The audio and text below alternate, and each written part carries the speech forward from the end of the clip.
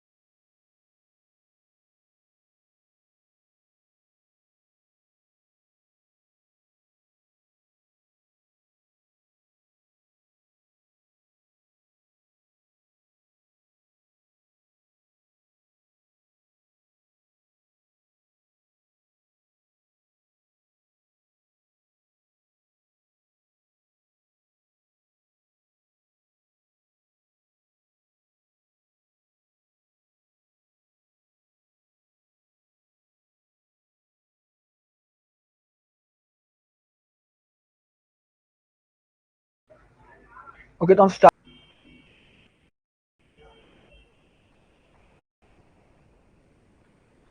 PPT बताना visible है कि नहीं।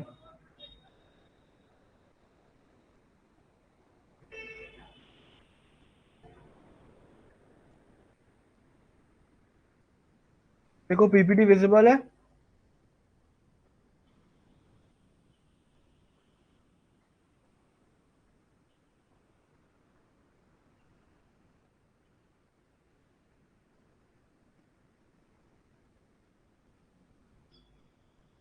ओके, तो चलो स्टार्ट करते हैं हम।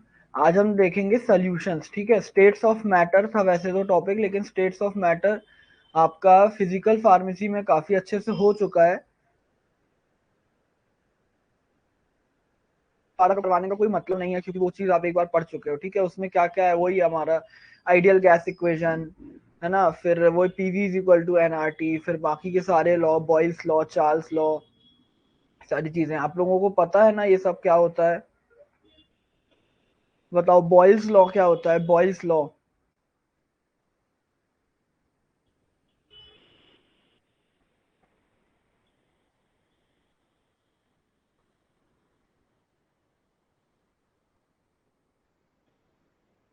बताओ, बॉयल्स लॉ क्या होता है? टेम्परेचर कांस्टेंट होता है, और प्रेशर और वॉल्यूम का क्या रिलेशन होता है उसमें?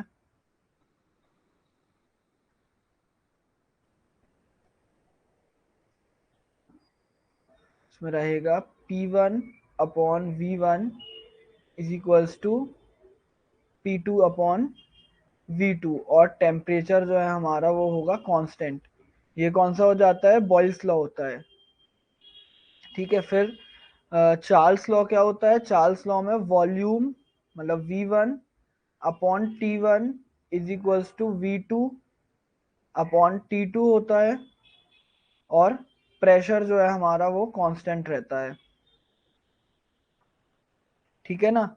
फिर क्या बचा, फिर बचा एवोगाड्रोस लॉ। एवोगाड्रोस लॉ में क्या होता है, उसमें आ जाता है वॉल्यूम के साथ साथ मोल्स, नंबर ऑफ मोल्स भी आ जाता है। V1 upon N1 is equals to V2 upon N2। ठीक है, अब इसमें कांस्टेंट वाली चीज कुछ नहीं रहती है। फिर जो गेल लुसाक लॉ रहता है उसमें क्या होता है, P1 upon T1 is equals to P2 upon T2।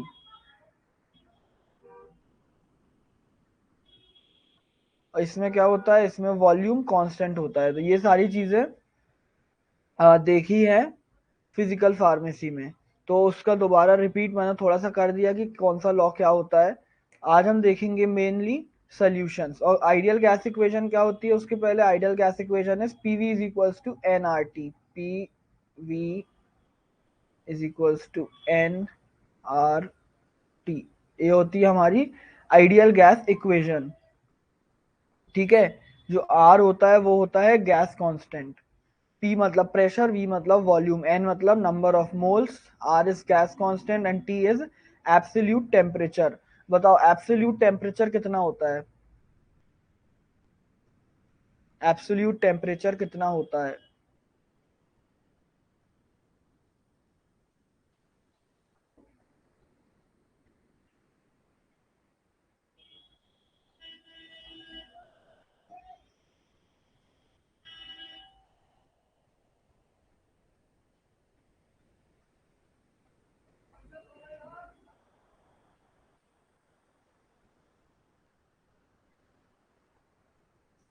Absolute temperature,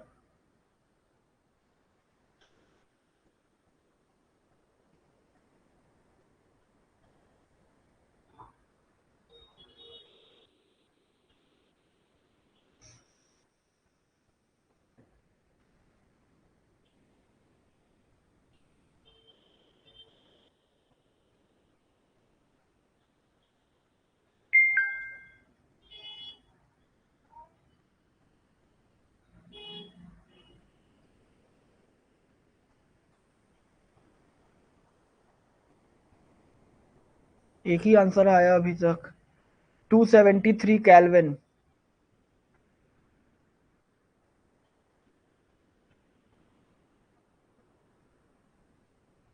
ये होता है एब्सोल्यूट टेम्परेचर। ठीक है,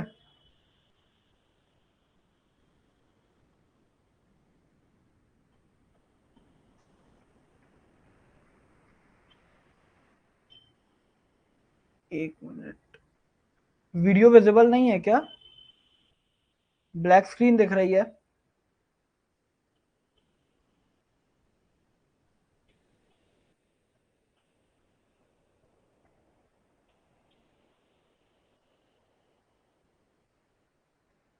विजिबल है ना, ओके।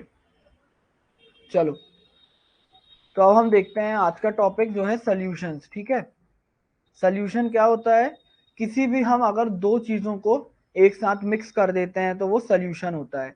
अब सॉल्यूशन में दो चीजें जो होती हैं, एक चीज रहेगी वो ज्यादा अमाउंट में रहेगी, एक चीज जो रहेगी वो कम अमाउंट में रहेगी।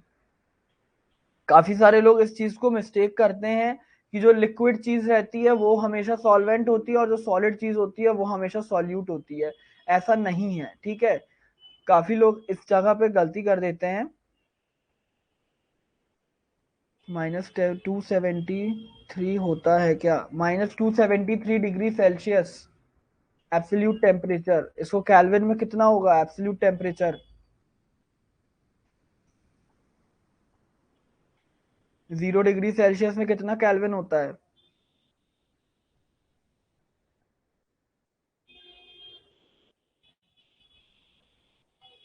0 degree Celsius is equal to 273 kelvin. ठीक है, तो -273 डिग्री सेल्सियस मतलब 0 केल्विन। ठीक है, चलो अब यहाँ देखो सॉल्यूशंस में, ठीक है। अब ये चीज गलती मत करना कि सॉल्यूट हमेशा कौन होगा, जो सॉलिड होगा, और सॉल्वेंट कौन होगा, जो लिक्विड होगा। ऐसा नहीं है। सॉल्यूट हमेशा वो चीज होती है जिसका अमाउंट लेस है। जो लेस अमाउंट में है वो सॉल्यूट, और जो ज्यादा अमाउंट में है वो सॉल्वेंट। मिलके क्या बनाते हैं, सोल्यूशन। जरूरी नहीं है कि सिर्फ सॉलिड और लिक्विड का ही सोल्यूशन बने, सोल्यूशन अलग अलग टाइप्स के भी बनते हैं, हम वो अभी आगे देखेंगे। ठीक है, सोल्यूशन क्या है, मिक्सचर ऑफ टू और मोर कंपोनेंट। एंड जरूरी नहीं है कि सिर्फ दो कंपोनेंट हो, दो से ज्यादा भी हो सकते हैं। aqueous solution, the solution in which water is used as a solvent is an aqueous solution। अब मैंने कुछ दिन पहले एक क्लास ली थी, उसमें मैंने पूछा था कि अगर किसी कंपाउंड में लिखा रहता है ब्रैकेट में, लाइक यहाँ पे लिखा है CuSO4, यहाँ पे ऐसा ब्रैकेट में दिया रहता है AQ मतलब एक्वस, और अगर किसी कंपाउंड में दिया है सपोज H2O, यहाँ पे लिखा है L यानी लिक्विड, तो ये एक्वस फॉर्म में और लिक्विड फॉर्म में क्या डिफरेंस होता है। ठीक है, तो कुछ लोगों को नहीं पता था, कुछ लोगों को पता था। ये चीज मैं फिर से बता देता हूँ। एक्वस सोल्यूशन हमेशा वो होते हैं कि अगर हम पानी को, वाटर को एज अ सॉल्वेंट लेकर उसमें कोई भी सॉल्यूट डाल रहे हैं, solute can be anything, solute solid, liquid या गैस, कुछ भी हो सकता है, वो कैसा सोल्यूशन फॉर्म करेगा, एक्वस सोल्यूशन। और लिक्विड सोल्यूशन क्या होगा, जो प्योर लिक्विड स्टेट में ही ऑब्टेन होता है, उसको हमको मतलब बनाना नहीं पड़ता है एक्वस। ठीक है, उसको पानी में नहीं घोलना पड़ता है, वो हमको लिक्विड स्टेट में ही हमेशा मिलेगा। ठीक है, फिर नॉन एक्वस सोल्यूशन क्या होते हैं, the solution in which the solvent other than water is used is called as a non aqueous solution. यानी अगर हमने कहीं पे भी HCl को एज अ सॉल्वेंट यूज किया, अगर हमने कहीं पे भी इथेनॉल को, अल्कोहल को, या फिर कोई भी अदर ऑर्गेनिक सॉल्वेंट को एज अ सॉल्वेंट यूज किया, तो वो क्या बनाएगा, वो हमेशा नॉन एक्वस सोल्यूशन कहलाता है। पानी है तो एक्वस, पानी के अलावा कोई भी है, इथेनॉल, बेंजीन आपका, और किसी भी प्रकार का ऑर्गेनिक सॉल्वेंट, या फिर किसी प्रकार का inorganic solvent other than water, वो होगा non aqueous solution. Concentration of solution कैसे होता है, defined as the amount of solute dissolved in specific amount of solvent. ठीक है, अब सपोज करो हमारे पास दो बीकर है, एक A है और एक B है, हमने दोनों में इक्वल अमाउंट ऑफ सॉल्वेंट भरा, सपोज 10 ml सॉल्वेंट हमने दोनों में डाला, इसमें भी 10 ml सॉल्वेंट है, इसमें भी 10 ml सॉल्वेंट है, लेकिन सॉल्यूट में हमने कर दिया चेंज। ए में हमने डाला 8 ग्राम सॉल्वेंट, या ठीक है, और बी में हमने डाला सिर्फ 5। तो बताओ ज्यादा कंसंट्रेटेड कौन होगा, ज्यादा कंसंट्रेटेड होगा ए। ठीक है ना, ए ज्यादा कंसंट्रेटेड होगा, क्यों, क्योंकि इसमें सॉल्वेंट के कंपैरिजन में सॉल्यूट की मात्रा ज्यादा है, higher amount of solute is dissolved, इसलिए ये क्या होगा, ये होगा कंसंट्रेटेड। और less amount of solute is dissolved होगा तो वो हो जाएगा डाइल्यूट। अगर यहीं पे हम एक और ले लेते हैं सी, उसमें भी हमने 10 ml डाला, लेकिन इसमें हमने सिर्फ 2 ग्राम्स ऑफ सॉल्यूट डाला है सी में, तो ज्यादा डाइल्यूट कौन होगा, सी ज्यादा डाइल्यूट होगा। अब फिर अगर ए नहीं है, बी और सी को कंपेयर करेंगे तो बी कंसंट्रेटेड हो जाएगा, सी डाइल्यूट हो जाएगा। ठीक है, तो ऐसा जरूरी नहीं है कि अगर कोई डाइल्यूट सोल्यूशन है तो वो हमेशा ही डाइल्यूट रहे। अगर हम उससे ज्यादा डाइल्यूशन का कोई सोल्यूशन बना देंगे सेम कंपाउंड का, तब क्या होगा, वो ज्यादा डाइल्यूट हो जाएगा। तो जो थर्ड वाला कंपाउंड है वो डाइल्यूट कहलाएगा, और जो सेकंड वाला कंपाउंड है जो पहले डाइल्यूट था, उससे ज्यादा वाले कंसंट्रेशन के कंपैरिजन में वो डाइल्यूट था, लेकिन कम वाले कंसंट्रेशन में वो कंसंट्रेटेड रहेगा। फिर देखो डाइल्यूट सोल्यूशन क्या होते हैं, containing relatively less amount of solute. Very less नहीं लिखा है यहाँ पे, रिलेटिवली लेस, यानी जहां पर भी रिलेटिवली आ जाता है तो हमको क्या करना पड़ता है, हम दो चीजों का कंपैरिजन करते हैं। अब अगर ए और बी का कंपैरिजन करें तो बी डाइल्यूट है क्योंकि इसमें रिलेटिवली कम सॉल्यूट है, और बी और सी का करें तो सी डाइल्यूट है क्योंकि इसमें रिलेटिवली और लेस सॉल्यूट है। ठीक है, रिलेटिवली आ गया मतलब हमको कंपेयर करना पड़ेगा दो चीजों का। अगर एक ही स्टूडेंट है उसके 200 मार्क्स आए हैं, लेकिन एक और स्टूडेंट है उसके 180 आए हैं, तो हम कंपेयर करेंगे कि इसमें कम मार्क्स किसके आए, तो 180 वाला डाइल्यूट होगा, 200 वाला कॉन्सेंट्रेटेड होगा, ठीक है, इस टाइप से। फिर कॉन्सेंट्रेटेड सोल्यूशन में relatively more amount of solute is called a concentrated solution, यानी कंपेयर करने में जिसमें ज्यादा अमाउंट ऑफ सॉल्यूट पाया जाएगा वो कॉन्सेंट्रेटेड सोल्यूशन होगा। अब सॉल्वेंट में सॉल्यूट मिलाते हैं तो सोल्यूशन बन जाता है। सोल्यूशन कितने टाइप के होते हैं, सॉल्वेंट भी अलग टाइप्स के हो सकते हैं, उसमें जो हम सॉल्यूट डिसॉल्व कर रहे हैं वो भी अलग टाइप के हो सकते हैं। तो उसमें हम देखते हैं, सबसे पहले हम हमारा जो सॉल्वेंट है वो है सॉलिड। अगर हम सॉलिड सॉल्वेंट में सॉलिड सॉल्यूट मिलाएंगे, इसका एग्जाम्पल क्या रहेगा, एलॉयज, जो भी एलॉयज होते हैं, लाइक ब्रॉन्ज, ब्रॉन्ज किसका एलॉय है, कॉपर का और टिन का। तो इसमें कॉपर हो जाएगा सॉल्वेंट और टिन हो जाएगा सॉल्यूट, क्योंकि कॉपर ज्यादा अमाउंट में रहता है, टिन कम अमाउंट में रहता है। तो कॉपर सॉल्वेंट हो जाएगा जो सॉलिड है, और टिन सॉल्यूट हो जाएगा जो टिन भी सॉलिड है। तो दोनों सॉलिड सॉलिड का एग्जाम्पल हो गया एलॉय। फिर अगर हमने सॉल्वेंट सॉलिड यूज किया और सॉल्यूट अगर लिक्विड है, यानी हम सॉलिड चीज में लिक्विड चीज करा रहे हैं, तो इसका एग्जाम्पल क्या होगा, सॉलिड सॉल्वेंट में लिक्विड सॉल्यूट को डिसॉल्व करा रहे हैं। एग्जाम्पल मर्क्यूरी इन जिंक, यानी जिंक एमलगम। बताओ ये जिंक एमलगम कौन से रिएक्शन में यूज होता है, ऑर्गेनिक केमिस्ट्री में पढ़ा होगा आपने रिएक्शंस, नेम्ड रिएक्शन, किस नेम्ड रिएक्शन में यूज होता है जिंक अमलगम,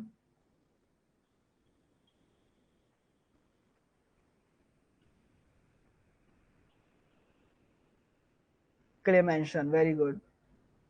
ठीक है, क्लेमेंशन रिडक्शन रिएक्शन में यूज होता है जिंक अमलगम इन HCl, ZnHg और HCl ऐसा लिखते हैं ना हम एरो के ऊपर, ZnHg और नीचे यहाँ HCl, ठीक है। फिर सॉलिड सॉल्वेंट में हम अगर गैस सॉल्यूट डिसॉल्व कर रहे हैं, यानी adsorption of hydrogen over palladium, palladium क्या है, सॉलिड है, ज्यादा अमाउंट में है, उसके ऊपर हाइड्रोजन गैस को एड्सॉर्ब करा रहे हैं, तो वो क्या हो जाएगा, एक एग्जांपल हो जाएगा of a solid solvent and gaseous solute. फिर आ जाओ, अब हमारा जो सॉल्वेंट होगा वो होगा लिक्विड। अगर लिक्विड सॉल्वेंट में हम सॉलिड को डिसॉल्व कर रहे हैं, एग्जांपल बहुत सारे हैं, sugar in water, salt in water, glucose in water, कोई भी केमिकल बोल दो, CuSO4 इन वाटर, ये सब क्या हो जाएगा, ये सब लिक्विड सॉल्वेंट में सॉलिड सॉल्यूट होता है। फिर लिक्विड सॉल्वेंट में ही लिक्विड सॉल्यूट, जैसे miscible liquids like ethanol in water. Liquid solvent में गैसियस सॉल्यूट, यानी हमारे जैसे हो जाते हैं कार्बोनेटेड ड्रिंक, कोका कोला वगैरह जो होती है, उसमें क्या होता है, कार्बन डाइऑक्साइड को डिसॉल्व किया जाता है लिक्विड में, तो जिसके कारण एरेटेड जो उसका टेक्सचर होता है, एरेटेड टेक्सचर आता है ना, हम उसको खोलते हैं तो जो बबल्स बनते हैं वो कार्बन डाइऑक्साइड के कारण बनते हैं। फिर नेक्स्ट आ जाओ कि हमारा सॉल्वेंट जो है वो गैस है, एंड सॉलिड जो है वो सॉरी सॉल्यूट जो है वो सॉलिड है, यानी स्मॉग, स्मॉग क्या होता है, स्मोक प्लस फॉग। अभी ठंड का दिन आ गया, आपको कई जगह पे फॉग देखने मिलेगा, और जैसे दिल्ली वगैरह में बहुत ज्यादा स्मॉग रहता है, कोई है क्या यहाँ पे दिल्ली से, दिल्ली में बहुत ज्यादा स्मॉग रहता है ना, ठंड में एक तो फॉग रहेगा, उसी में जो पॉल्यूशन है उसके कारण क्या हो जाएगा, स्मॉग हो जाएगा। अब पॉल्यूशन में क्या रहेंगे, छोटे छोटे सॉलिड पार्टिकल, जैसे मिट्टी वगैरह है, धूल मिट्टी क्या, वो तो सॉलिड है ना, उसके सॉलिड के पार्टिकल अगर एयर में मिल गए तो वो क्या बना लेंगे, वो भी एक टाइप का सोल्यूशन ही कहलाएगा। तो एग्जांपल में स्मॉग। फिर गैस इन गैस सॉल्वेंट को अगर गैस लिक्विड सॉल्यूट को अगर हम गैस सॉल्वेंट में डिसॉल्व करें, एग्जांपल इसका हो जाएगा मिस्ट। ठीक है, मिस्ट मतलब ओस। ठंड के टाइम पे आप लोग देखोगे बहुत सारी जगह पे ओस जम जाती है, आप लोग कभी बहुत ठंड में कार वगैरह बाहर खड़ी कर दो तो क्या होता है, उसके ऊपर ना ऐसा पानी पानी जैसा जम जाता है, क्या होता है, वो ओस होती है। जो गैस में एयर में वाटर वेपर प्रेजेंट होते हैं वो क्या हो जाते हैं, वो वहीं पे कंडेंस होके उसके ऊपर जम जाते हैं, तो उसको बोलते हैं मिस्ट। लीव्स वगैरह के ऊपर भी बहुत ये देखने मिलता है। और गैस एंड गैस मतलब एयर। अब एयर क्या है, एयर में ऑक्सीजन भी है, कार्बन डाइऑक्साइड भी है, नाइट्रोजन भी है, हर प्रकार की गैसेस मिली हुई हैं, एयर भी एक सोल्यूशन है। ठीक है, इतना क्लियर है, इसमें कोई प्रॉब्लम तो नहीं है। देखो आज का टॉपिक बहुत छोटा है, बहुत इजी है, जल्दी हो जाना चाहिए, ठीक है ना। आज यही सब सोल्यूशन पढ़ना है, उसके बाद ये पढ़ेंगे हम मोलैरिटी मोलैलिटी वगैरह। ज्यादा टाइम नहीं लगेगा आज के टॉपिक में। बताओ जल्दी से, क्लियर है तो फिर मैं आगे बढ़ूं।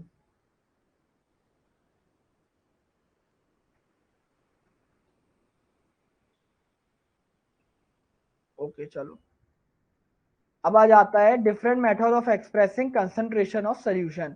ठीक है, अब हमने अभी पढ़ा कि डाइल्यूट और कंसंट्रेटेड सोल्यूशन है, लेकिन अगर दो सोल्यूशन आपके सामने रखे हुए हैं, आप उसको एकदम देखकर नहीं बता सकते हो कि ये सोल्यूशन डाइल्यूट है या कंसंट्रेटेड है, अनलेस उसमें कलर इन्वॉल्व ना हो। अगर कलर्ड सोल्यूशन है तो हम बता देंगे कि जिसका ज्यादा हमको डार्क कलर दिख रहा है वो कंसंट्रेटेड होगा, जिसका लाइट कलर दिख रहा है वो डाइल्यूट होगा। लेकिन यहाँ पर ऐसा नहीं है। यहाँ पर क्या है, अगर हमारे पास दो ट्रांसपेरेंट सोल्यूशन है, एक डाइल्यूट HCl है, कंसंट्रेटेड HCl है, दोनों आपको एक बीकर में दे दिया जिसमें मार्किंग नहीं है, तो कैसे बता सकते हैं हम कि डाइल्यूट कौन सा है और कंसंट्रेटेड कौन सा है? या फिर मैंने दो पानी दिए, दोनों में मैंने नमक घोल दिया, अब एक में मैंने 1 चम्मच नमक घोला, एक में मैंने 2 चम्मच नमक घोला। आप बोलोगे कि सर नमक तो हम टेस्ट करके बता देंगे, जो ज्यादा खारा लगेगा वो कंसंट्रेटेड होगा, जो कम लगेगा वो डाइल्यूट होगा। लेकिन ये चीज हम अदर केमिकल्स के साथ नहीं कर सकते हैं, तो इसके लिए अलग अलग मेथड्स हैं किसकी कंसंट्रेशन को एक्सप्रेस करने के लिए। सबसे पहले आ जाएगा परसेंटेज बाय मास और वेट, यानी वेट बाय वेट। इसमें क्या लेते हैं, the mass of solute in gram dissolved in solvent to form 100 gram of solution is called mass percentage. Total solution कितने ग्राम का बनाना है हमको, 100 ग्राम का। अब आप लोगों ने लैब वगैरह जब करी होगे, आप लोग जैसे ये बीकर है, इसमें अगर 100 ml पानी, मतलब 100 ml का कोई भी सोल्यूशन बनाना है आपको, तो आप क्या करते हो, आप पहले थोड़ा सा पानी लेते हो, उसमें अपना जो सॉल्यूट है वो ऐड करते हो, फिर उसको क्या करते हो, पूरा 100 ml के मार्क तक भरते हो। क्योंकि अगर हमने पहले से 100 ml पानी ले लिया और फिर उसमें जो भी सॉल्यूट है वो डाला, तो क्या होगा, वो ज्यादा हो जाएगा, है ना। इसी चीज को अगर हम वेट के टर्म्स में देखें, ये तो मैंने वॉल्यूम के टर्म्स में बताया, अगर हम इसी चीज को वेट के टर्म्स में देखें तो ऐसा ही होता है। अगर मुझे एक सॉलिड सॉलिड का ही सोल्यूशन बनाना है, जैसे दो सॉलिड को मिक्स करना है, नमक में शक्कर मिक्स करनी है मुझे, दोनों पिसा पिसा नमक है, पिसी शक्कर, मेरे को 100 ग्राम सोल्यूशन। अब सोल्यूशन टर्म से हमेशा ये कंफ्यूज मत होना कि ये सोल्यूशन लिक्विड रहेगा।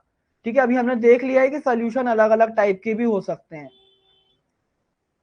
100 ग्राम सोल्यूशन बनाना है हमको, ठीक है, तो हम क्या करेंगे, पहले अगर हमको 10 ग्राम लेना है नमक, अभी हमने यहाँ पे लिया है 10 ग्राम ऑफ सॉल्ट। सॉल्ट क्या लिया है हमने, सॉल्यूट।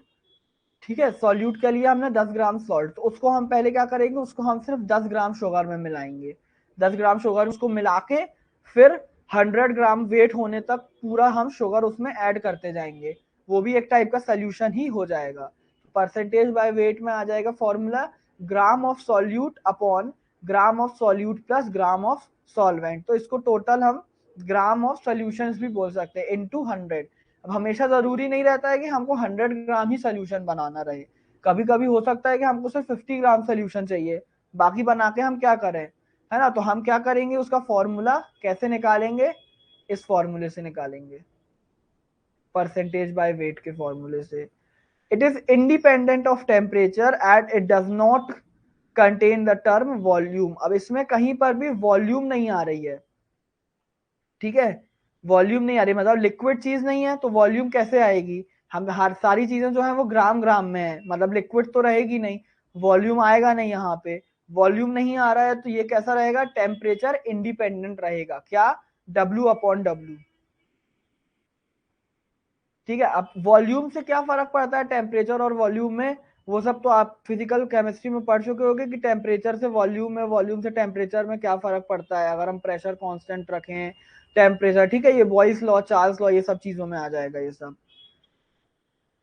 है ना। अगर हमने टेम्परेचर बढ़ाया तो वॉल्यूम क्या हो सकता है, वॉल्यूम कम भी हो सकता है, वॉल्यूम ज्यादा भी हो सकता है, ठीक है, अगर टेम्परेचर कम किया तो वॉल्यूम ज्यादा भी हो सकता है, ऐसा होता है।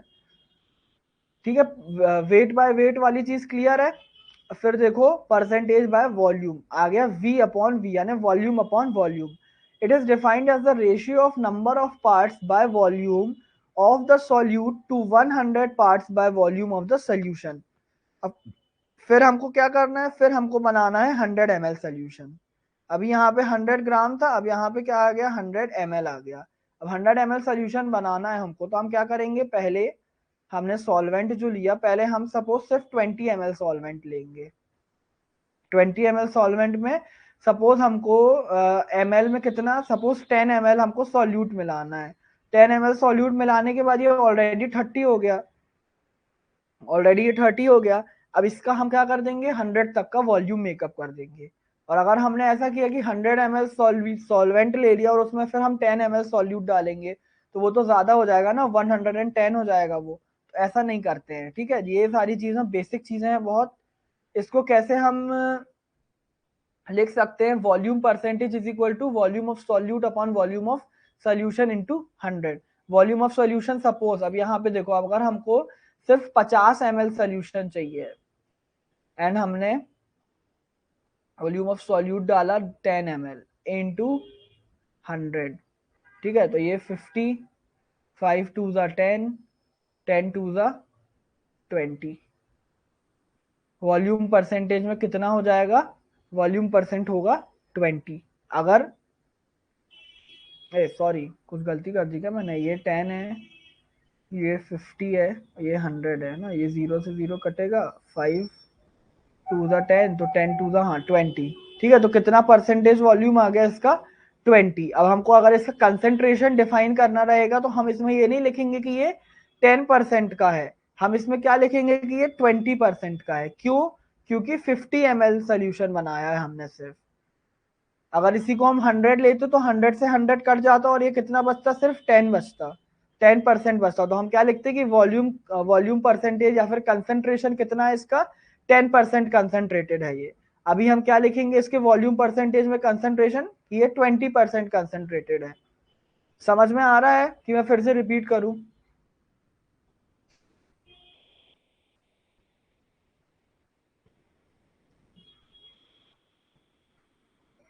बताओ जल्दी।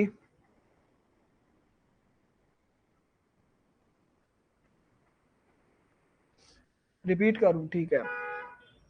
देखो, एक सेकेंड, ये फॉर्मूला क्या है, volume of solute upon volume of solution, ठीक है। हमको कितना सोल्यूशन बनाना है, हमको बनाना है, अब ये अगर इसका हमें 10% वॉल्यूम है, तो हम कितना सोल्यूशन बनाएंगे, 100 ml सोल्यूशन, ठीक है। जो परसेंट, सेंट का मतलब क्या होता है, 100, और पर का मतलब क्या होता है, एवरी, ठीक है। तो every 100 ml of that solution contains 10 part of solute. वो ब्लैक स्क्रीन करके दिखाता हूं मैं, ब्लैक व्हाइट जैसी हो जाए, चलो व्हाइट कर लेते हैं। परसेंट, पर का मतलब एवरी और सेंट का मतलब 100, और अगर यहाँ पे है 10%, तो 10 पार्ट्स हैं किसके, सॉल्यूट के, in every 100 parts of solution, ठीक है। तो अगर हमको निकालना है कंसंट्रेशन वॉल्यूम अपॉन वॉल्यूम से, तो कैसे निकालेंगे, किसका वॉल्यूम आएगा ऊपर, ऊपर आएगा हमारे सॉल्यूट का वॉल्यूम,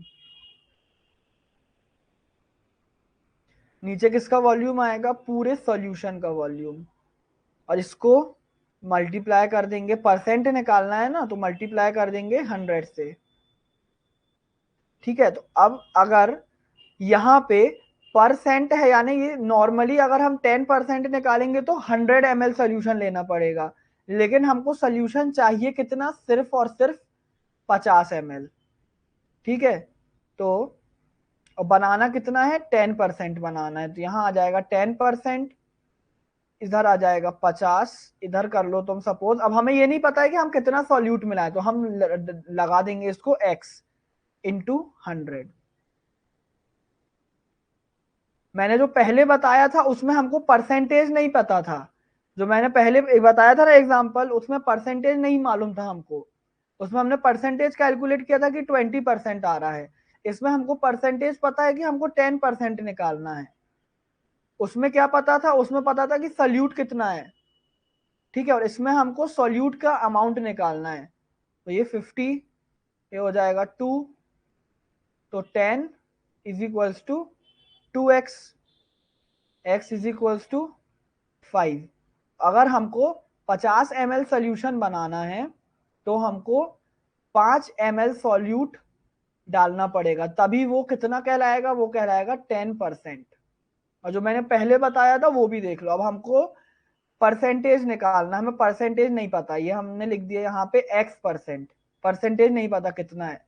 सॉल्यूट पता है कितना डाला है हमने, 10 ml सॉल्यूट डाला है। कितने सोल्यूशन में, टोटल सोल्यूशन है 50, इंटू परसेंटेज निकालने के लिए कर देंगे 100, तो ये फिर हो जाएगा 2 से कट, तो 10 इंटू 2, तो x परसेंटेज टू 20, तो कितना परसेंट हो जाएगा, ये सोल्यूशन हो जाएगा 20% कंसंट्रेटेड। अब अगर हम देखें कि 10 पार्ट्स ऑफ सॉल्यूट मिले हैं 50 पार्ट्स ऑफ सॉल्यूशन में, तो ये वाला ज्यादा कंसंट्रेटेड होगा और ये वाला कंसंट्रेटेड या फिर कम कंसंट्रेटेड होगा, डाइल्यूट होगा। अब हुआ क्लियर कि मैं फिर से एक बार फिर से रिपीट कर दूं?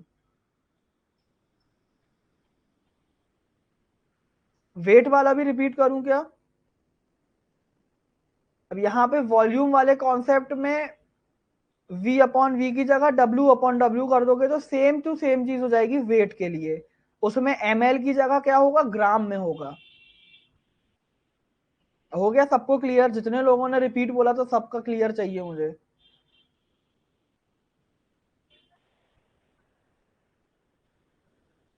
अगर किसी को भी डाउट है तो पूछो, मैं फिर से बता देता हूँ।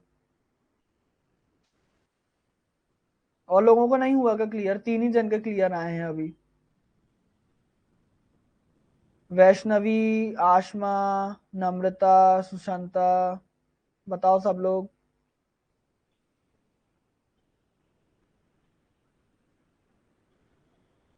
एक बार और चलो, देखो फिर से देखो, ये हटाने दो इसको।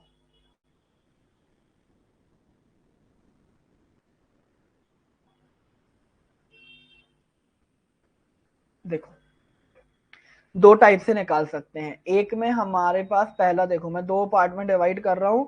यहाँ पे जो मैं सॉल्व करूंगा उसमें हमको कंसंट्रेशन नहीं पता रहेगा। यहाँ पे क्या अननोन है, यहाँ पे कंसंट्रेशन नहीं पता। क्या पता है हमको कि हमने 10 ग्राम या फिर 10 ml सॉल्यूट लिया है और कितना सोल्यूशन बनाना है हमको, 50 ml सोल्यूशन बनाना है।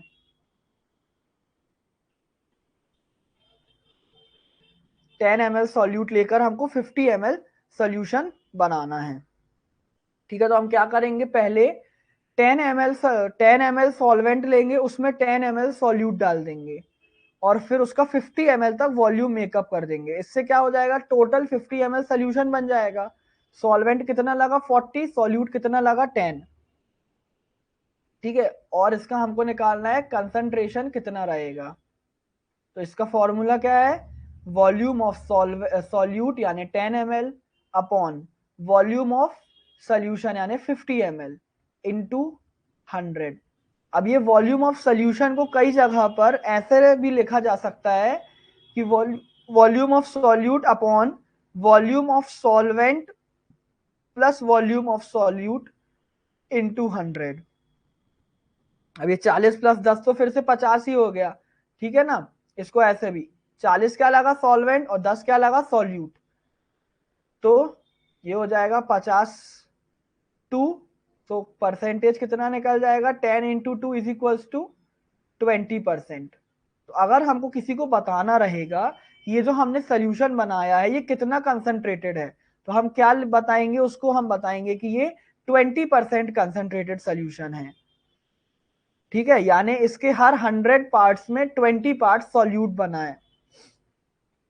और दूसरा है, हमको कंसंट्रेशन पता है कि हमको 10% कंसंट्रेशन का सोल्यूशन बनाना है। कितने कंसंट्रेशन का, 10% कंसंट्रेशन का। और हमको ये भी पता है कि हमको कितना सोल्यूशन बनाना है, कितना बनाना है हमको? 50 ml सोल्यूशन बनाना है। क्या नहीं पता हमें? हमें ये नहीं पता कि हम सॉल्यूट कितना लें, तो हम लिख देंगे सॉल्यूट कितना लेंगे हम, XML। ठीक है, इसमें क्या करेंगे हम, 10% is equals to x upon 50 into 100, ये फिर हो जाएगा 2। ठीक है, तो 10 इज इक्वल्स टू 2x, तो x is equals to 10 divided by 2, जो कि होगा 5। तो ये कितना कंसंट्रेटेड रहेगा? 5% कंसंट्रेटेड सोल्यूशन रहेगा। अब हो गया क्लियर?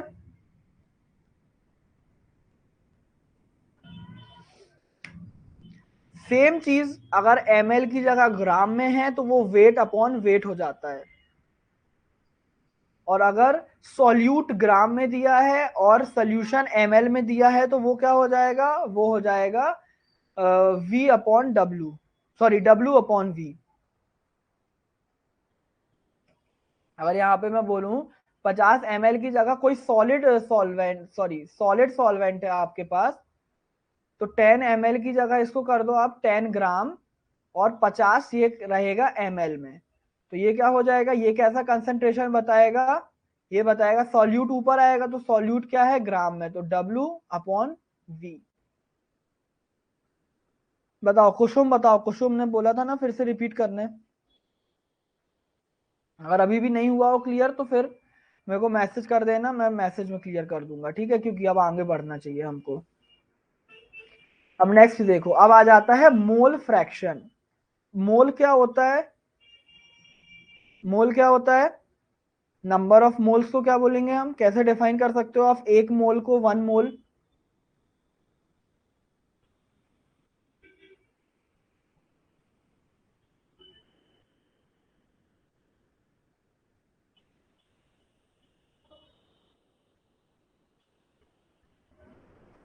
बताओ जल्दी, मोल क्या होता है?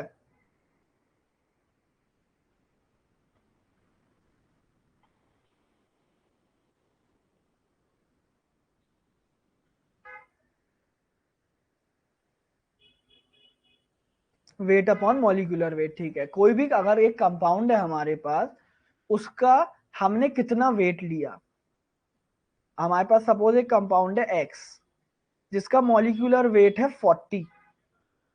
ठीक है, एंड हमने उसका वेट, अगर हमको कोई रिएक्शन करना है सपोज, एंड हमने उसका वेट लिया 20, हमने ठीक है 20 ग्राम लिया और उसका मॉलिक्यूलर वेट कितना है? 40 ग्राम है। तो इसका मोल कितना ले हो जाएगा? एक्स का मोल, मोल को हम एन से, स्मॉल एन से रिप्रेजेंट करते हैं, तो एक्स एन कितना हो जाएगा? 2। यानी हमको उसका 2 मोल लेना पड़ेगा, उसका मोल्स कितना हो जाएगा? 2।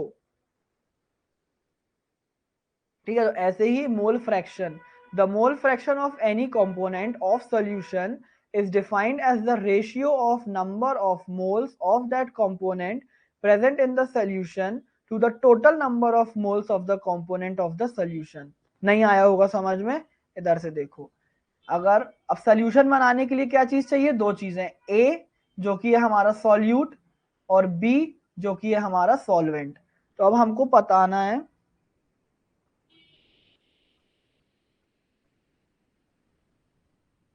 0.5, अच्छा सॉरी, हाँ हाँ हाँ, बाबा मेरी मैथ्स कितनी खराब हो गई यार। 0.5 होगा।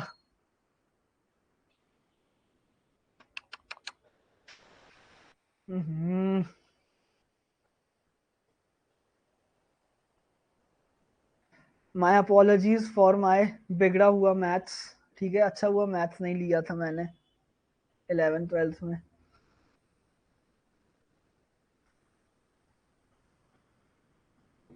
1/2 होगा। ठीक है, चलो अब इधर देखो, चलो अब यहाँ देखो, आई एम वेरी शर्मिंदा फॉर दैट। हाँ, क्या बोल रहा था मैं? हाँ, ए क्या है हमारा? सल्यूट है, बी क्या है हमारा? सॉल्वेंट है। ठीक है, तो अब हमको पता लगाना है कि सल्यूट का कितना मोल है और सॉल्वेंट का कितना मोल है। तो हम क्या करेंगे, टोटल मोल, सोल्यूशन में टोटल कितने मोल हैं? सपोज सोल्यूशन में कितने मोल हैं? सोल्यूशन में है समझ लो 5 मोल्स, ठीक है। और सॉल्यूट के कितने मोल्स हैं? सॉल्यूट के हैं 3 मोल्स, ठीक है। तो एक्स सॉल्यूट हो जाएगा, यानी सॉल्यूट का मोल फ्रैक्शन कितना हो जाएगा? ए करें यहाँ पे, x A is equals two moles of solute यानी 3, अब सॉरी मोल्स ऑफ सॉल्यूट होंगे 2, मोल्स ऑफ सॉल्यूट यानी 2, और यहाँ पे 5, तो 2/5 हो जाएगा सॉल्यूट का, और 3/5 हो जाएगा। अब देखो 5 हैं तो अगर 2 सॉल्यूट के हैं तो सॉल्वेंट के कितने हुए? 3 हुए, तो हो जाएगा 3/5 विल बी एक्स बी।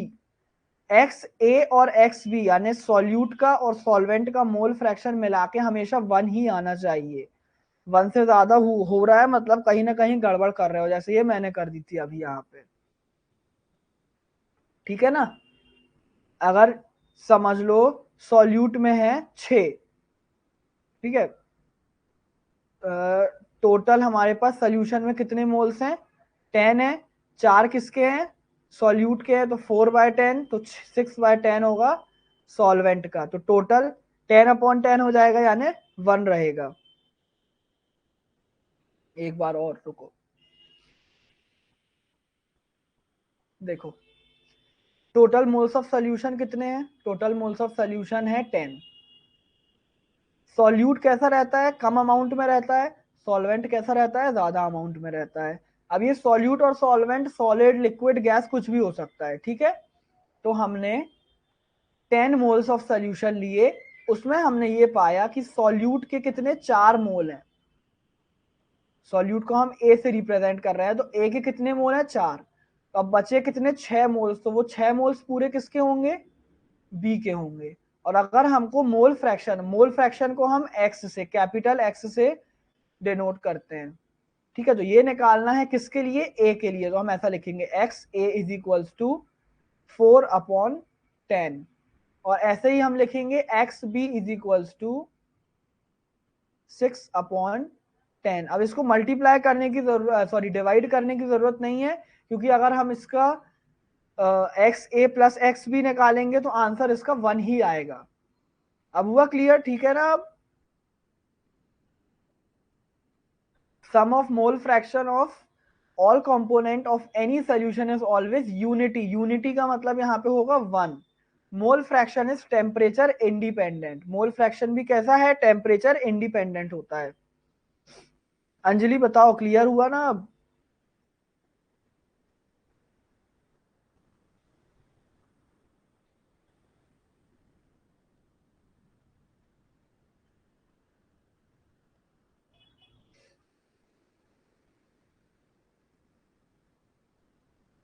चलो, नहीं हुआ क्या अभी भी क्लियर? अरे यार,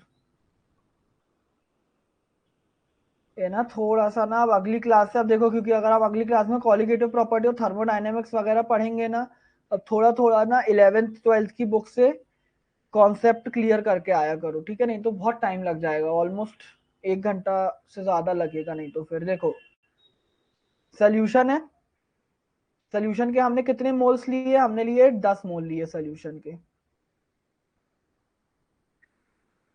10 मोल्स ऑफ सोल्यूशन लिया।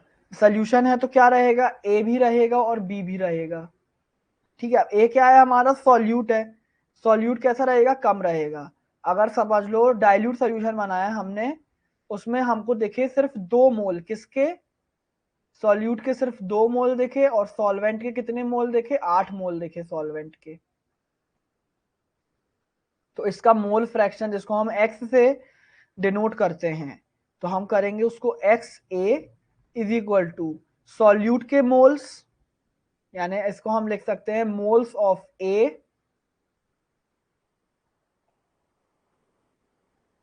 Upon moles of A plus moles of B, ठीक है। अब ए प्लस बी के मिला के कितने हो रहे हैं? 10 हो रहे हैं, ये हो जाएगा 2/10। सिमिलरली अगर हम यहाँ पे बी का देखेंगे, एक्स बी, उसमें हम लिखेंगे moles of B upon moles of A plus B. ये कितना हो जाएगा? 8/10। ठीक है, ऐसे करेंगे ये मोल्स वाली चीजें, मोल फ्रैक्शन कैलकुलेट करेंगे। ठीक है, अब आपको मोल फ्रैक्शन कैलकुलेट करने अगर आ रहा है ना, तो आपको ये दिया रहेगा कि सॉल्यूशन के टोटल कितने मोल्स हैं, और किसी किसी भी एक चीज के या तो ए के मोल्स दिए रहते हैं या तो बी के मोल्स दिए रहते हैं। अगर दिया है कि हमने 100 मोल्स ऑफ सोल्यूशन लिया, ठीक है, सोल्यूशन के कितने मोल्स लिए हमने, 100 मोल्स लिए, और उसमें से 33 मोल्स हैं सॉल्यूट के, तो बताओ अब उसका मोल फ्रैक्शन कितना होगा। तो हमको ये निकालना पड़ेगा कि सॉल्वेंट के मोल कितने होंगे। फिर हमको ए प्लस बी का आंसर हो जाएगा 100, ए कितना है 33, तो बी कितना हो जाएगा 67, बी हो जाएगा 67, 67 प्लस 33 कितना हो जाएगा 100 हो जाएगा। तो ए प्लस बी का हो गया 100, और ए हुआ 33, तो बी का हो जाएगा 67। तो बी के मोल मोल फ्रैक्शन कैसे निकालेंगे हम, 67 अपॉन 100, ये हो जाएगा बी का मोल फ्रैक्शन।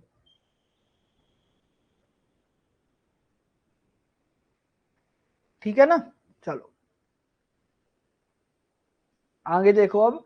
मोलैरिटी, मोलैरिटी क्या होता है, it is defined as number of moles of solute present in one dm dm cube, या फिर इसको हम लिख सकते हैं normally litre volume of solution. यानी अगर हमने 1 लीटर सोल्यूशन बनाया है, 1 litre solution, 1 litre is equal to, sir a का मोल 1/5, बी का मोल 4/5,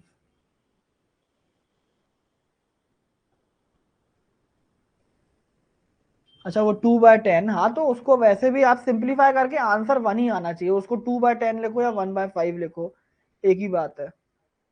अब वैसे तो तुम उसको 1/5 को भी कैलकुलेट कर दो डिवाइड करके, तो वो पॉइंट में आंसर आ जाएगा। ठीक है, आता वो सेम ही है, 1 ही आना चाहिए दोनों के मोल फ्रैक्शन मिला के बस। हाँ, तो कितना 1 लीटर, 1 लीटर में कितने एम एल होते हैं, 1000 ml होते हैं। अगर हम 1000 ml सोल्यूशन यानी 1 ml सोल्यूशन बना रहे हैं, उसमें कितना मोल्स ऑफ सॉल्यूट प्रेजेंट होगा। आप लोगों ने एनालिसिस के जब प्रैक्टिकल किए होंगे तो आप लोगों ने सोल्यूशन प्रिपेयर किए होंगे ना, 1 molar HCl, 1 normal HCl, 0.1 normal HCl, ऐसे कैसे किया होगा। सबसे पहले उसके आपने मोल्स कैलकुलेट करे होंगे। मोल्स कैसे कैलकुलेट करते हैं, मोल्स कैलकुलेट करने का फॉर्मूला अभी किसी ने बताया था, वेट अपॉन मॉलिक्यूलर वेट करके। ठीक है, तो हम उससे क्या वो करेंगे, उससे हम मोल्स कैलकुलेट करेंगे सबसे पहले, एन, तो कितना मोल है, तो number of moles of solute upon volume of solution. अब 1 लीटर आप सोल्यूशन बना रहे हो तो क्या हो जाएगा, वो वॉल्यूम ऑफ सोल्यूशन हो जाएगा 1000 ml, तो m is equals to N upon V. तो कितना हो जाएगा, अगर ये है समझो तुम 100 अपॉन 1000, कितना हो गया ये 10, 1/10 इज इक्वल्स टू कितने कंसंट्रेशन का हो गया, 0.1 मोलर कंसंट्रेशन का सोल्यूशन हो गया। ठीक है, इसी को अगर हम कर दें 500 अपॉन 1000, मोल्स ऑफ सॉल्यूट 500 हो जाएगा, अरे यार, मोल्स ऑफ सॉल्यूट हो जाएगा 500 अपॉन कर देंगे 1000,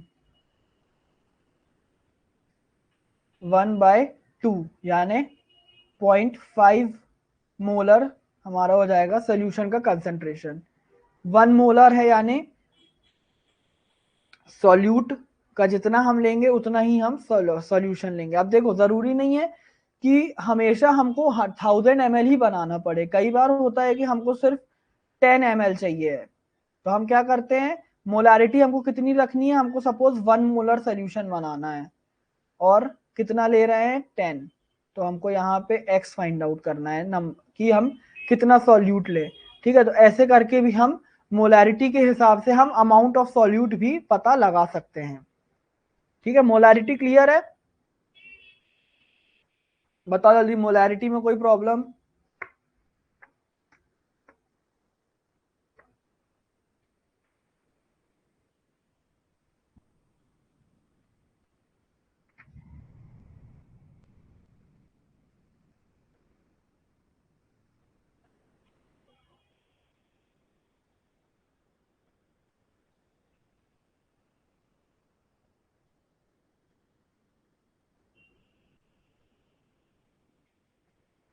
चलो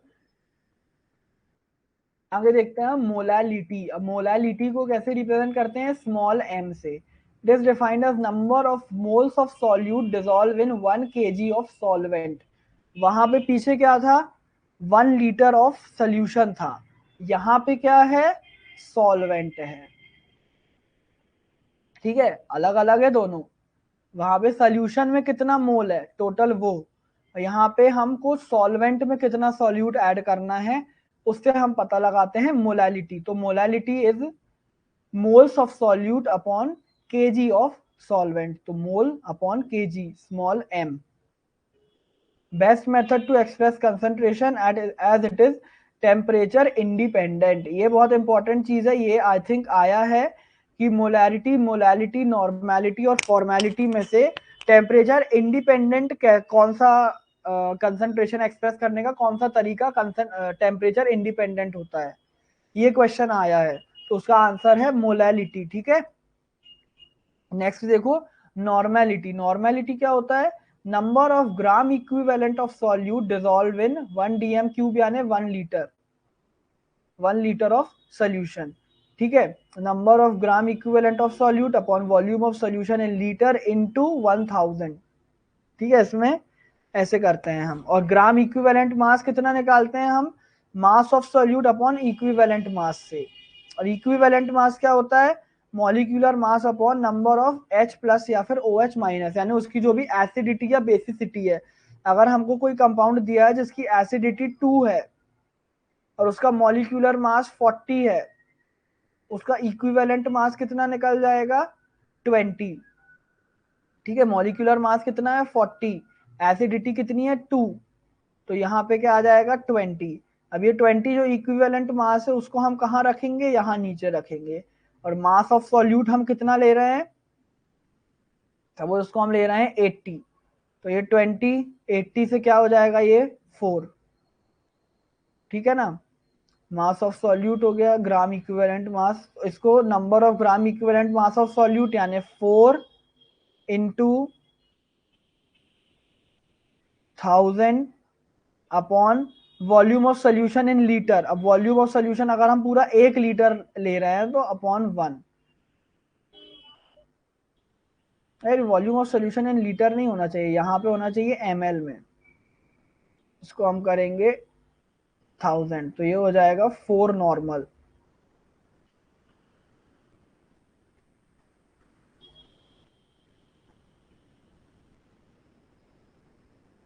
वन सेंटीमीटर क्यूब ना, डीएम मतलब डेसीमीटर,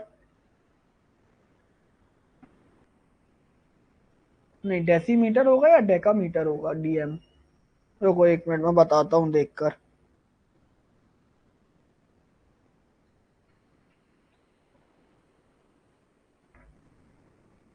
सीएम नहीं होगा, डीएम तो होगा ही। डेसीमीटर होगा या डेकामीटर होगा,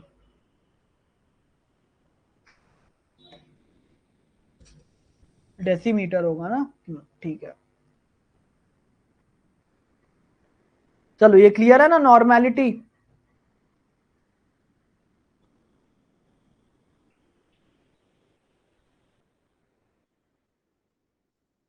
अब देखते हैं कि नॉर्मेलिटी और मोलैरिटी में क्या डिफरेंस होता है। ठीक है, कैपिटल एन यानी normality is equals to small N into M. अगर कोई सोल्यूशन, अब देखो कई सोल्यूशन रहते हैं जिसकी मोलैरिटी और नॉर्मेलिटी इक्वल रहती है, जैसे अगर हम 1 मोलर HCl ले रहे हैं तो उसको हम 1 नॉर्मल HCl भी लिख सकते हैं। लेकिन हर किसी के साथ ऐसा नहीं होता है। अगर H2SO4 ले रहे हैं, H2SO4 कहाँ गया पेन, H2SO4 का 1 मोलर 1 नॉर्मल की इक्वल नहीं होता है, कितना होता है वो, फिर वो हो जाएगा, अब H2 है यानी हाइड्रोजन आयंस कितने हैं 2, तो एसिडिटी हो जाएगी इसकी 2।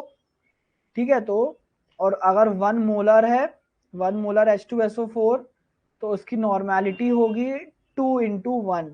1 मोलर को हम अगर H2SO4 1 मोलर ले रहे हैं तो उसी को हम लिख सकते हैं 2 नॉर्मल H2SO4।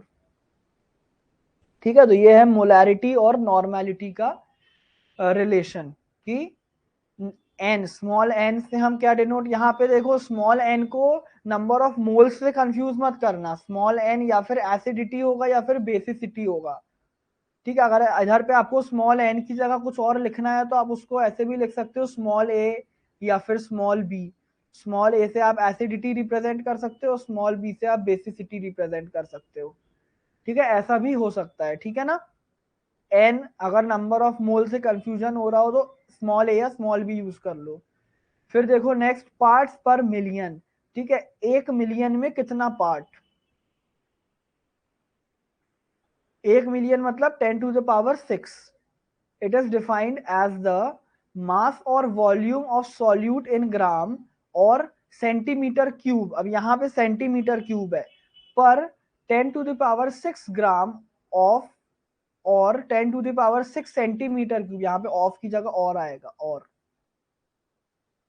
और 10⁶ centimetre cube of the solution, यानी 1 मिलियन पार्ट्स हैं अगर सोल्यूशन के, तो उसमें कितना पार्ट सॉल्यूट है। ऐसे भी हम पीपीएम से जनरली हम क्या, वाटर की प्यूरिफिट मतलब कितना प्योर है वाटर, उसको हम जनरली हम उसको बताते हैं पीपीएम से, कि अगर हम 1 मिलियन वाटर के पार्ट्स ले रहे हैं सोल्यूशन में, उसमें कितना पार्ट, अगर 20 30 40 पीपीएम है तो वो बहुत कम है, यानी बहुत क्लीन वाटर है, क्योंकि अब इतना तो गंदगी या फिर कोई सॉल्यूट आउट, गंदगी नहीं बोल सकते, अगर कोई भी आयन भी है, अगर पानी में हमको निकालना है कि कितना कैल्शियम है वो वाले पानी में या कितना सोडियम है वो पानी में, तो हम कैसे निकालेंगे, पार्ट्स पर मिलियन से निकालेंगे, ठीक है।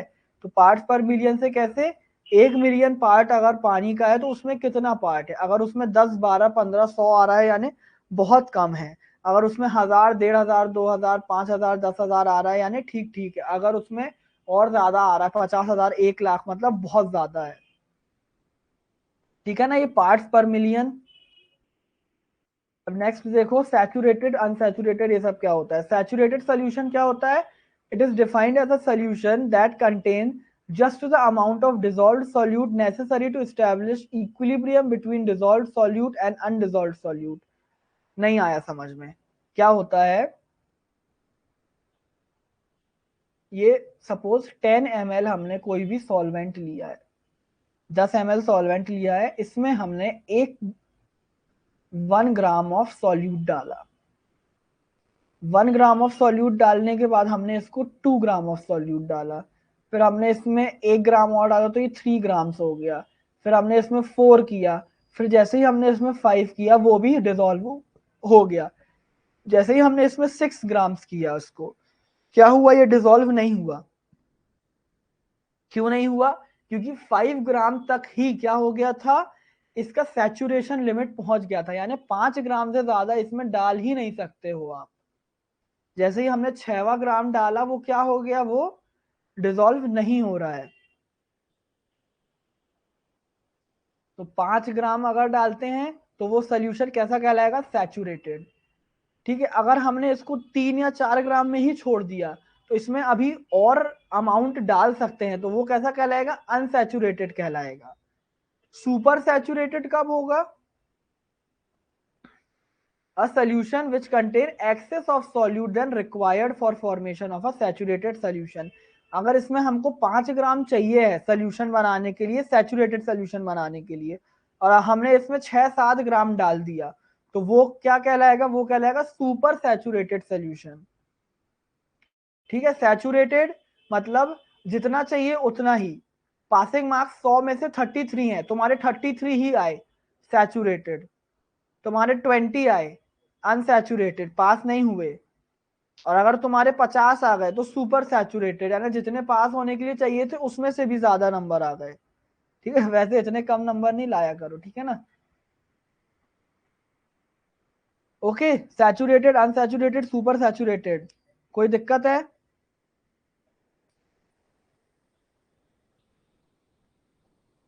डेफिनेशन याद करने से अच्छा है कि इसको समझो, ठीक है। बुकिश डेफिनेशन तो हर किसी को मतलब कोई मतलब की नहीं रहती, बुकिश डेफिनेशन हमारे लिए समझना ज्यादा जरूरी है इसको।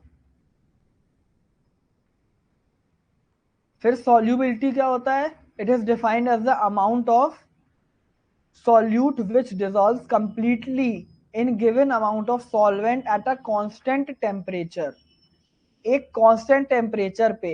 अब सॉल्युबिलिटी क्या होगा, टेम्परेचर पे वेरी करेगा। क्वेश्चन कैसे आएंगे, अरे हर चीज से क्वेश्चन नहीं आएंगे, फिजिकल केमिस्ट्री से 4 क्वेश्चन आते हैं बस। एक आधा अगर इस टॉपिक में से क्वेश्चन आ भी गया ना तो वो मोलालिटी वगैरह से आ सकता है, ठीक है ना। और ये भी आ गया कि अगर हमने एक पर्टिकुलर सॉल्यूट में इतना इतना सॉल्वेंट में इतना इतना सॉल्यूट डाला और उसके बाद थोड़ा और डालने पर वो और नहीं घुल रहा है, तो वो सॉल्यूट कैसा कहलाएगा, तो हम उसको बोलेंगे कि वो सैचुरेटेड कहलाएगा। अगर आया तो इन केस ऐसा आएगा, ठीक है। हर टॉपिक से नहीं आता क्वेश्चन, 4 क्वेश्चन आएंगे बस फिजिकल केमिस्ट्री में से, उसमें से भी तुम एक इलेक्ट्रोकेमिस्ट्री का, एक थर्मोडायनेमिक्स का, एक काइनेटिक्स का मान लो, और एक आध कॉलिगेटिव प्रॉपर्टी का मान लो। नेक्स्ट क्लास में हम कॉलिगेटिव प्रॉपर्टी पढ़ेंगे। कॉलिगेटिव प्रॉपर्टी पढ़ने के पहले थोड़ा सा अपना 11th-12th का अगर बुक है या नोट्स है या फिर कोई मतलब गूगल वगैरह से वीडियो वगैरह कोई भी यूट्यूब से देखकर थोड़ा कॉन्सेप्ट क्लियर करके आना, जिसमें हमारा जल्दी हो सके। हाँ, सॉल्युबिलिटी क्या होता है, किसी भी सॉल्युबिलिटी समझ लो एक क्षमता है, एक सॉल्वेंट की क्षमता कि वो अपने अंदर कितना सॉल्यूट मिक्स कर सकता है एक कांस्टेंट टेम्परेचर पे। फिर अगर हम टेम्परेचर इंक्रीज करते हैं तो सॉल्युबिलिटी इंक्रीज हो जाती है। क्यों हो जाती है, देखो ये कांस्टेंट टेम्परेचर पे इतना हमारा सॉल्वेंट है, इतना हमने इसके अंदर सॉल्यूट डाल दिया। अब अगर हम टेम्परेचर इंक्रीज करेंगे तो क्या होगा, ये जो सॉल्वेंट के अंदर के मॉलिक्यूल्स हैं ये थोड़े ढीले हो जाएंगे। ये ढीले हो जाएंगे तो क्या होगा, एनर्जी के कारण ये मूव करने लगेंगे, इनके बीच में स्पेस आने लगेगा। स्पेस आने के कारण इसमें और सॉल्वेंट भी हम डिसॉल्व कर सकते हैं, लेकिन सॉरी और सॉल्यूट भी हम डिसॉल्व कर सकते हैं।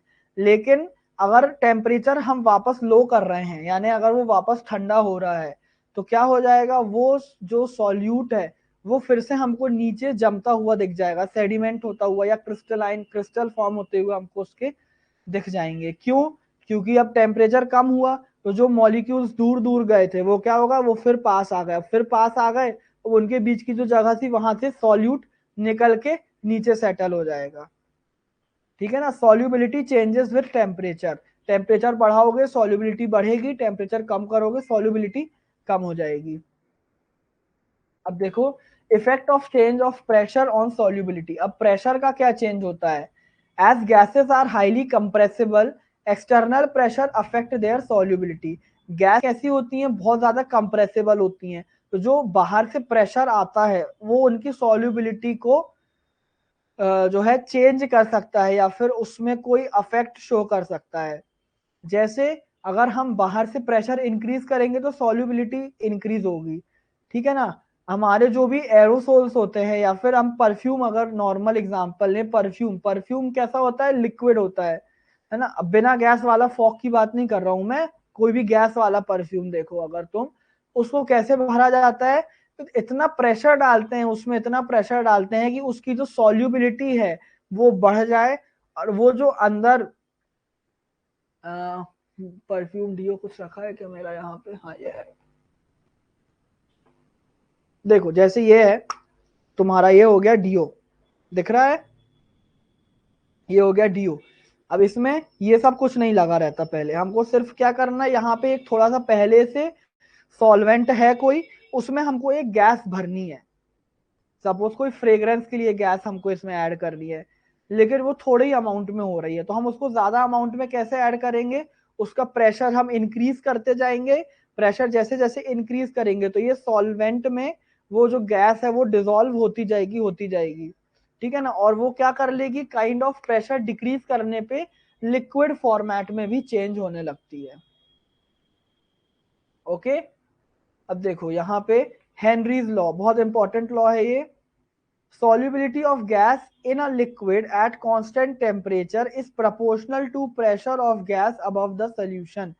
अगर ये solution है, सपोज इसके ऊपर जो गैस है उसकी सॉल्युबिलिटी कितनी रहेगी, वो जितना प्रेशर इस पे डालेगी उतनी ज्यादा सॉल्युबिलिटी रहेगी, यानी वही चीज हो गई, ज्यादा प्रेशर ज्यादा सॉल्युबिलिटी, ठीक है। तो एस यानी solubility directly proportional to pressure, pressure ज्यादा रहेगा सॉल्युबिलिटी भी ज्यादा रहेगी, प्रेशर कम रहेगा सॉल्युबिलिटी भी कम रहेगी। प्रोपोर्शनैलिटी को हटाने के लिए हम के कांस्टेंट लगा देते हैं यहाँ पे, जिसको बोला जाता है proportionality constant. S is the solubility in of gas in moles per, इसको डीएम क्यूब की जगह हम मोल्स पर लीटर भी लिख सकते हैं। पी इज प्रेशर, के इज कांस्टेंट, और प्रेशर जनरली कितना होता है 1 atm। अगर प्रेशर 1 atm है,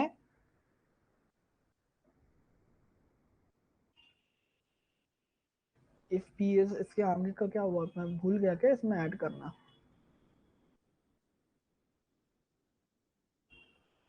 चलो, अगर प्रेशर 1 atm है तो क्या रहेगा, सॉल्युबिलिटी सबसे अच्छे से रहती है। फिर हम अगर प्रेशर इंक्रीज करते जाएंगे तो सॉल्युबिलिटी भी और ज्यादा इंक्रीज होती जाएगी। देखो यहाँ पे हेनरीज लॉ का example, carbonated soft beverage bottle is sealed with cap, it is pressurised by a mixture of air and CO2। Coca Cola की बॉटल देखो एग्जांपल के लिए, कोका कोला की बॉटल को तुम जैसे ही खोलते हो, क्या होता है, प्रेशर रिलीज होता है तो गैस निकलती है। उसको ऐसे ऐसे अपन शेक करके रखते तो क्या हो जाता है, वो पूरा ऐसा बाहर आ जाता है ना। काफी लोगों ने ये किया होगा प्रैंक करने के लिए एक दूसरे के ऊपर। ठीक है, तो क्या रहता है उसमें, इतना ज्यादा प्रेशर होता है। क्यों रहता है, वो लिक्विड में हम गैस डिजोल्व करते जाते हैं और इतने हाई प्रेशर में कर देते हैं कि हमको वो सील करना पड़ता है। सील करने से क्या होता है, एयर लीक नहीं होती है, और एयर लीक नहीं हो रही है, और हमने उसको खोला, अब एयर को क्या मिल गया, स्पेस मिल गया, तो वो एयर बाहर निकल जाती है। ठीक है ना, तो क्या होता है, प्रेशर कम हो जाता है।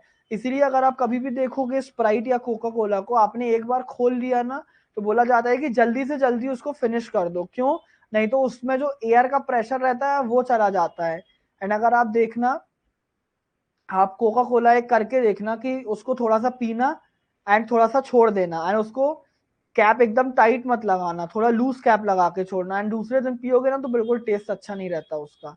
उसका टेस्ट मेनली ये कार्बन डाइऑक्साइड की वजह से ही रहता है, जो सॉफ्ट ड्रिंक या बेवरेजेस होती हैं। ठीक है ना, उसमें हम क्योंकि इतने प्रेशर के साथ गैस डालते हैं, एंड हमने ढक्कन खोला मतलब प्रेशर रिलीज हो गया, गैस उड़ गई। फिर नेक्स्ट देखो, due to high partial pressure of carbon dioxide, the amount of carbon dioxide dissolved in dissolved state is high in soft drinks. ठीक है, अब यहाँ पे को देखा होगा आपने, जैसे ये मैं बॉटल बना रहा हूँ, ठीक है, तो बॉटल कभी भी पूरी ऊपर तक भरी नहीं होती, हमेशा इतनी खाली रहती है ना, इतना इतने में आपको मिलेगा कोक, इतनी बोतल खाली होगी। क्यों, क्योंकि यहाँ पे क्या है, डिजोल्व्ड CO2 है जो लिक्विड फॉर्म में है, यहाँ पे क्या है, गैसियस फॉर्म में CO2 है। यहाँ पे एक इक्विलिब्रियम मेंटेन रहता है। अगर यहाँ पे हम ये ऊपर तक कर देंगे ना, तो गैस गैस का जो इक्विलिब्रियम है वो मेंटेन नहीं हो पाएगा, और तुम बॉटल खोलोगे और इतने प्रेशर के कारण जो है ना, बॉटल जैसे पैक होगी और वो फट जाएगी, क्योंकि उसमें प्रेशर बहुत ज्यादा होता है। ठीक है, तो प्रेशर को मेंटेन करने के लिए थोड़ी सी ऊपर हमको जगह छोड़नी पड़ती है। देखो यहाँ, when the cap is removed external pressure decreases. External pressure क्या है, ये जो ये इधर के एरिया में जो प्रेशर है इसको हम क्या बोलेंगे, एक्सटर्नल प्रेशर, और जो डिजोल्व्ड प्रेशर है वो होगा इंटरनल प्रेशर। तो कैप खुली, एक्सटर्नल प्रेशर बाहर हुआ, ठीक है, और solubility of CO2 decreases and excess CO2 and air in the bottle escape out। अब हमने प्रेशर हटा दिया, प्रेशर कम किया तो सॉल्युबिलिटी भी कम हो जाएगी। सॉल्युबिलिटी कम होगी गैस की तो क्या होगा, जो भी कार्बन डाइऑक्साइड और एयर रहेगी बॉटल के अंदर वो उड़ जाएगी। मैंने बताया एग्जांपल कि तुम अगर ढक्कन को ढीला छोड़ दोगे और 2 दिन बाद उसको पियोगे तो पूरी गैस उसकी एस्केप आउट हो जाएगी। क्यों, क्योंकि जो बाहर का प्रेशर है वो हमने डिक्रीज कर दिया, बाहर का प्रेशर है ही नहीं, कोई प्रेशर पड़ ही नहीं रहा है उसमें, तो वो सॉल्युबलाइज भी नहीं होगी। समझ में आया ना, ये कार्बन डाइऑक्साइड का एग्जांपल, कोका कोला वाली बोतल का एग्जांपल।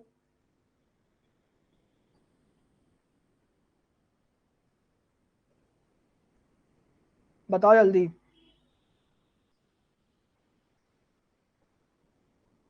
नहीं आया होगा तो मैं फिर से रिपीट कर दूंगा, अभी मैं आगे देखता हूँ। Effect of addition of solute on solubility of gases, sorry, soluble salt on solubility of gases, the solubility of dissolved gas is reduced by addition of soluble salt to the solution of gas। ठीक है, अगर कोई तुम Coca Cola में Mentos वाला भी सबने देखा होगा कहीं ना कहीं यूट्यूब में। मेंटोस क्या है, एक सपोज सॉल्यूबल सॉल्ट है उसमें मेंटोस के अंदर, ठीक है, उसमें तुमने कोका कोला में मेंटोस डाल दिया, क्या हो गया, जो गैस उसके अंदर थी उसकी सॉल्युबिलिटी डिक्रीज हो गई। अब उसकी जैसी सॉल्युबिलिटी डिक्रीज हुई, प्रेशर कम हुआ, सॉल्युबिलिटी कम हुई, तो वो क्या हो जाता है, वो पूरा ऐसा ऐसा ऐसा ऐसा ऊपर तक आके गैसियस फॉर्म जो है उसका, वो गैस तो ऊपर आती है लेकिन वो साथ ही साथ लिक्विड को भी ऊपर ले आती है। जैसे addition of table salt to carbonated soft drink decreases solubility of CO2 gas and hence escape out with effervescence, ठीक है, एफरवेसेंस शो हो गया। यहाँ पे कॉमन सॉल्ट या फिर मेंटोस किसी का भी एग्जांपल ले लो तुम,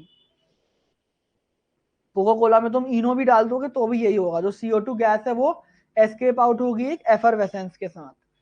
बताओ हेनरीज लॉ के दोनों एग्जांपल क्लियर हो गए ना, एक प्रेशर वाला भी और सॉल्युबिलिटी में किसी भी सॉल्ट के एडिशन से क्या इफेक्ट पड़ता है, ये भी कि मैं एक बार और रिपीट कर दूं ये।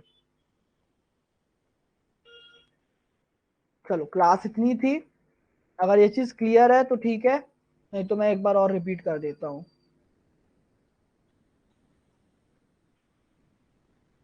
क्लियर है सबको?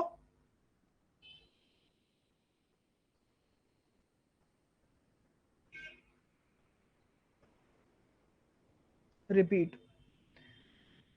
एक काम करना, एक कोका कोला की बोतल खरीदना 10-20 रुपए वाली, जो इतनी छोटी सी आती है, ठीक है, वो खरीदोगे। इक्विवेलेंट मास बता दो सर एक बार, हाँ बता रहा हूँ, एक मिनट, ठीक है, कोका कोला की एक बोतल खरीदना, ओके, क्या रहेगा, वो बंद रहेगी बोतल, सील पैक्ड आती है बाजार से, अगर सील पैक्ड नहीं है मतलब उसने तुमको बेवकूफ बना दिया।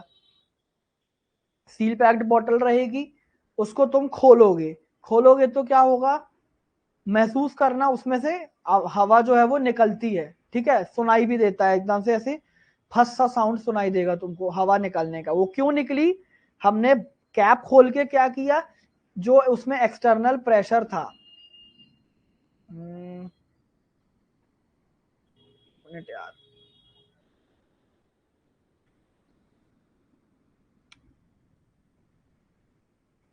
ये ऐसी बोतल रहती है, यहां तक भरी रहती है, इसमें यहाँ क्या रहती है, CO2, यहाँ पर भी एयर और CO2 रहता है यहाँ पे, ठीक है, एयर और CO2 रहेगा यहाँ पे, मतलब इसका भी कुछ ना कुछ प्रेशर लिक्विड में, यहाँ पे लिक्विड है तुम्हारा कोक है, इसका भी कुछ ना कुछ प्रेशर इस पे पड़ रहा है, प्रेशर पड़ रहा है तो जो इसके अंदर की CO2 है वो बाहर नहीं निकल पा रही है। तुमने यहां से खोल दिया ढक्कन, ढक्कन खोला, ये जो बाहर वाली CO2 थी ये हो गई एस्केप, एस्केप हो गई, यानी एक्सटर्नल प्रेशर क्या हुआ, रिड्यूस हो गया, एक्सटर्नल प्रेशर रिड्यूस हुआ, इसके जो अंदर कार्बन डाइऑक्साइड रहेगा ना, ये भी बाहर निकलने की कोशिश करेगा, क्यों, क्योंकि यहाँ पे तो प्रेशर है ही नहीं, पहले अगर ये निकलने की कोशिश करता तो यहाँ पे इतना प्रेशर था CO2 का कि ये नहीं निकल पाता। अब अगर ये निकलने की कोशिश करेगा तो क्यों निकल पाएगा, क्योंकि यहाँ पे जो ऊपर वाली गैस का प्रेशर था वो नहीं है, ठीक है ना। इसी इसी को हम क्या बोलते हैं, सॉल्युबिलिटी का इफेक्ट, प्रेशर का इफेक्ट सॉल्युबिलिटी पर, प्रेशर कम हुआ तो सॉल्युबिलिटी भी कम हो जाएगी। प्रेशर था जब तक, तब तक ये CO2 इसके अंदर सॉल्युबलाइज हो रहा था, तब तक ये CO2 सॉल्युबल था, जैसे ही प्रेशर हटा CO2 भी उड़ने की कोशिश करेगा, ठीक है। नॉर्मल एग्जांपल से तुम समझ लो, अगर तुम पढ़ रहे हो, तुम्हारी मम्मी तुम्हारे सामने बैठी है, तो जब तक मम्मी सामने रहेंगी तब तक तुम पढ़ोगे, मम्मी यहाँ वहां गई तुम सोचोगे कि यार मैं थोड़ा सा मोबाइल चला लूं, थोड़ा सा मैं इंस्टा पे रील देख लूं, ठीक है, यही वाली कहानी है। और दूसरी क्या है, सॉल्ट वाली कहानी जो है, सॉल्ट वॉल्ट छोड़ो, तुम मेंटोस देखो, यहाँ पे तुमने एक मेंटोस डाल दी, मेंटोस डाली तो क्या हुआ, एक सॉल्ट तुमने ऐड कर दिया इसमें, इसमें सॉल्ट ऐड करा, तो ये जो इसके अंदर लिक्विड रहेगा वो उस सॉल्ट को अपने अंदर डिसॉल्व करेगा, और वो सॉल्ट डिसॉल्व होगा तो क्या होगा, जो उसमें पहले से चीज है वो बाहर जाएगी ना। तुम एक बस में जा रहे हो, बस में पूरी सीट फुल है, लेकिन तुम फिर भी घुस गए, अब तुम बोल रहे हो लड़ झगड़ के कि नहीं मुझे बैठना ही है। अब अगर तुम बैठोगे तो किसी ना किसी को तो उठना पड़ेगा ना वहां से, जो वो उठेगा, तब जो कौन उठेगा, वो गैस वहां से बाहर होगी। अब गैस बाहर होगी, गैस कैसे बाहर होगी, ऐसे नॉर्मल नहीं उठ जाएगा, वो भी तुमसे थोड़ा लड़ाई झगड़ा करके उठेगा, तो वो लड़ाई झगड़ा कैसा उठेगा, वो एफरवेसेंट के फॉर्म में उठेगा, जो गैस निकलेगी वो एफरवेसेंट के फॉर्म में निकलेगी। ठीक है ना। अब कोका कोला के एग्जाम्पल से नहीं आया तो जो मैंने दूसरा एग्जाम्पल दिया इससे समझ में आ गया।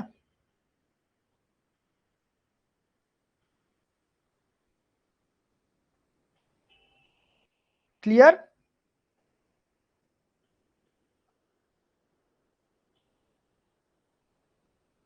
ओके। हाँ, किसी ने क्या बोला था, इक्विवेलेंट मास, कहां पर था इक्विवेलेंट मास,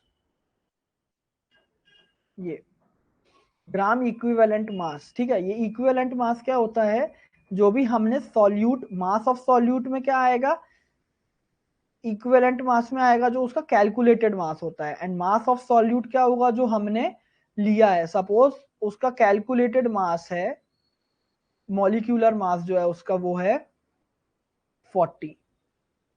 ठीक है, मॉलिक्यूलर मास 40 है, और उसकी अगर एसिडिटी या बेसिसिटी जो है वो 1 है। HCl अगर हम लें, HCl का मॉलिक्यूलर मास कितना होता है, क्लोराइड का होगा 39.5 प्लस 1 यानी 40.5। सही बोल रहा हूं ना मैं।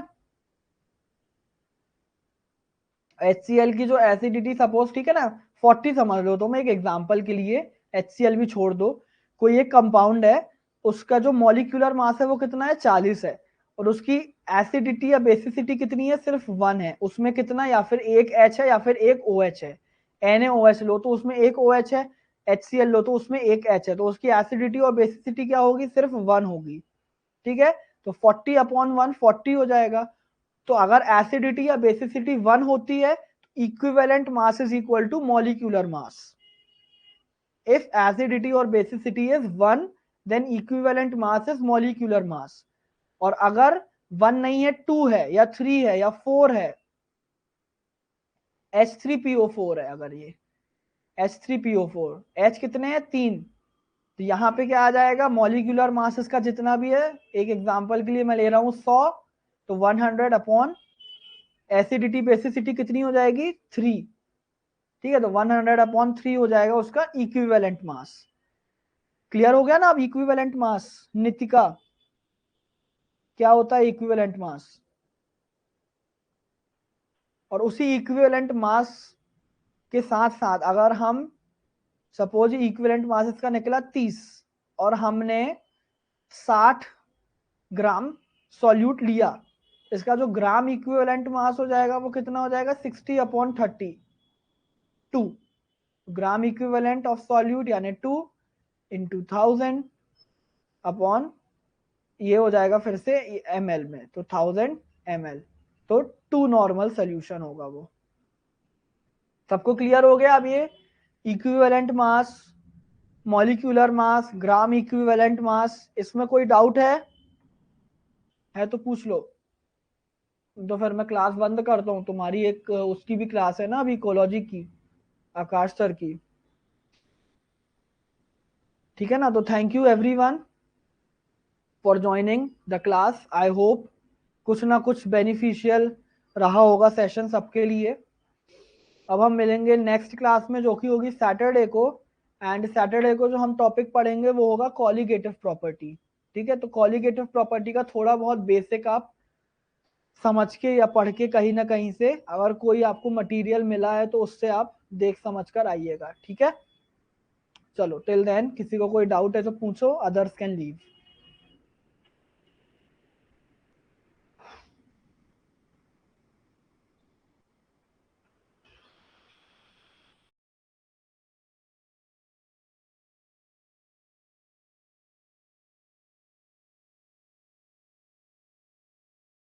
Thank you Namrata, thank you Neha, okay thank you everyone, thank you Vaishnavi.